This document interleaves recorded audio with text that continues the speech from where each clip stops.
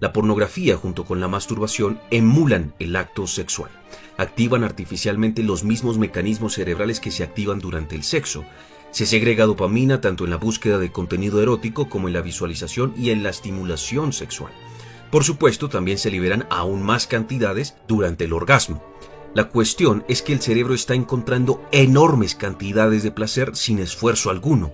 Esto activa el reforzamiento de la conducta, lo que quiere decir que se va a buscar en el futuro realizar la misma actividad para volver a encontrar ese mismo placer. El problema se acentúa cuando la pornografía se convierte en la fuente principal de segregación de dopamina. Todos necesitamos sentir y experimentar placer y bienestar. Pero cuando el cerebro encuentra una actividad o conducta que genera altas dosis de dopamina de forma continua y frecuente, se hace muy difícil extraerla de otro tipo de fuentes. Aquí es donde surgen los problemas para disfrutar de otras actividades. Muy seguramente la persona que está sumergida en la pornografía se enfrenta al sentimiento de no saber por qué ya no disfruta la vida como antes. No disponemos de una cantidad ilimitada de dopamina.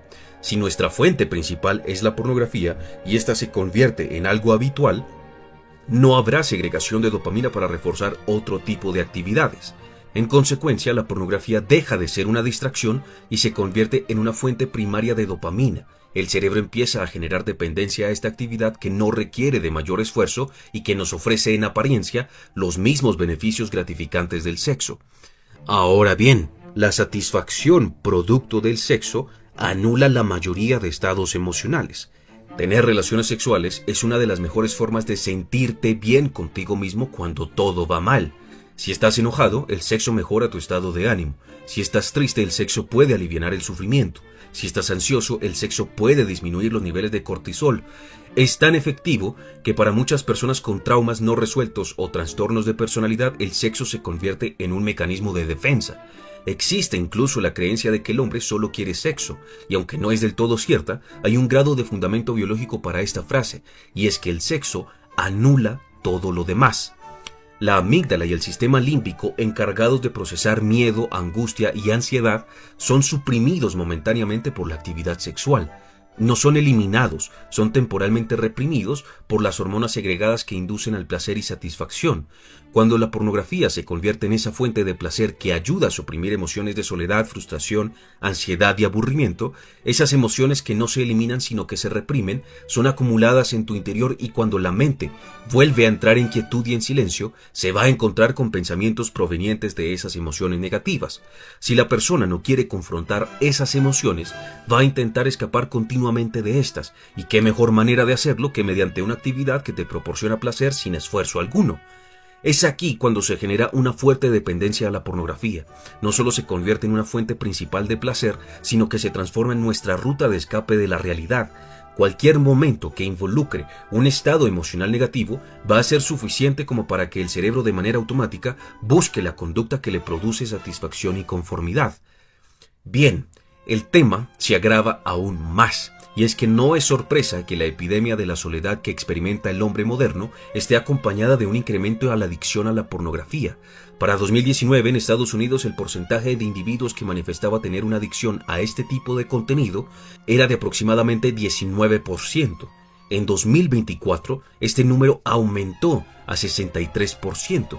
La soledad es una experiencia psicológica que manifiesta la necesidad de contacto, vínculo o afecto. Cuando nos sentimos solos es porque añoramos la compañía de alguien. Surgen memorias, surgen recuerdos, surgen sentimientos. Los mismos circuitos cerebrales encargados de la experiencia de la soledad son los responsables del sexo. Ya vimos que la oxitocina es la hormona encargada de formar vínculos sociales y emocionales. Está presente en la paternidad, en la lactancia y en las relaciones sentimentales. El sexo no es la excepción. Cuando tenemos relaciones sexuales, esta hormona nos hace sentir vinculados a la otra persona. Cuando hay un abrazo, cuando tu mascota se sienta en tus piernas, cuando recibes cariño de tu madre, se segrega oxitocina. Aunque no es una ley, la oxitocina suele aliviar los sentimientos agudos de soledad. Ahora, no es posible adquirir oxitocina por mérito propio. Uno no se abraza a sí mismo. La pornografía tampoco puede facilitar este vínculo precisamente porque no hay nadie con quien formarlo. Por tanto, el cerebro está reaccionando a una emulación del sexo, pero no está logrando lo mismo que el sexo. Nuevamente, el sentimiento de soledad se ve temporalmente suprimido por el placer producido por la pornografía, lo cual el cerebro lo concibe como un refugio de confianza. En el porno se encuentra conformidad, satisfacción y anulación de problemas. Por eso es tan adictivo. Con el consumo repetido de pornografía, el cerebro comienza a adaptarse a esta constante inundación de dopamina. La neuroplasticidad es el proceso por el cual el cerebro se reestructura a partir de hábitos, conductas y aprendizajes. Cuando el cerebro se reconfigura a partir de un hábito tan perjudicial como lo es ver pornografía, la plasticidad es maladaptativa, se genera tolerancia al estímulo inicial, lo cual induce al individuo a consumir contenido cada vez más explícito, más violento o más aberrante.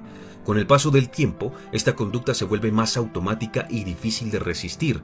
No solo hay una adicción, el cerebro reorganiza sus redes neuronales para aceptar la pornografía como parte natural de la vida. Ahora, cada vez que observas, escuchas, hueles, tocas o degustas de algo, esa información sensorial es gestionada por el tálamo. Esa misma información no solo es recibida, el tálamo procesa esa información y la envía a diferentes partes del cerebro para decidir qué hacer con esa información. Ver una foto de una mujer semidesnuda no es tan simple como recibir una información visual y ya está. No somos indiferentes ante los estímulos. Siempre hay alguna reacción química o fisiológica que genera una conducta, una acción o un pensamiento. Ante la información visual de la mujer desnuda, se desprenden diversos procesos que generan distintas respuestas en el cuerpo. Se segrega dopamina, incrementa el flujo sanguíneo, las pupilas se dilatan, aumenta el ritmo cardíaco, incrementa la frecuencia de respiración, en fin. Dependiendo de la información sensorial recibida, se producen antojos o deseos. Entre mayor cantidad de información sensorial recibida, mayores serán los deseos. Por eso, entrar a Instagram cuando se combate la pornografía es altamente peligroso, porque allí se encuentran toda clase de fotos o videos que preparan al cuerpo para anticipar el placer del sexo. Hay que ser francos, una foto de una mujer semidesnuda no genera tristeza, ni compasión, ni mucho menos alegría. Despierta el deseo sexual. Entre más imágenes de mujeres sensuales ves, mayor es el deseo que vas a sentir. ¿Qué sucede con el deseo? La única forma de contrarrestar el deseo es mediante la voluntad. El problema es que la voluntad consume mucha energía y recursos. Entre mayor es el deseo, mayor es la voluntad requerida para hacer frente al deseo. No todos tienen un umbral de voluntad alto, por eso siguen cayendo en la pornografía, porque su deseo sobrepasa el umbral de la voluntad. Entonces, lo que hay que reducir es la información sensorial que recibimos. Entre menos estímulos encontremos en nuestro entorno que desplieguen el deseo sexual, menor va a ser ese deseo y por lo tanto menor la voluntad. Sin embargo, aquí nos encontramos con otro grave problema, y es que el consumo de pornografía disminuye la actividad de la corteza prefrontal, el centro responsable de la toma de decisiones, el juicio, el autocontrol y la regulación de impulsos. ¿Qué quiere decir esto? Que el área encargada de la voluntad y el ejercicio del autocontrol se atrofia, se debilita. La capacidad del individuo para resistir sus impulsos se reduce significativamente. La persona sabe por cuestiones morales, religiosas o personales que no debería hacerlo, pero su cerebro encuentra dificultades para decir que no.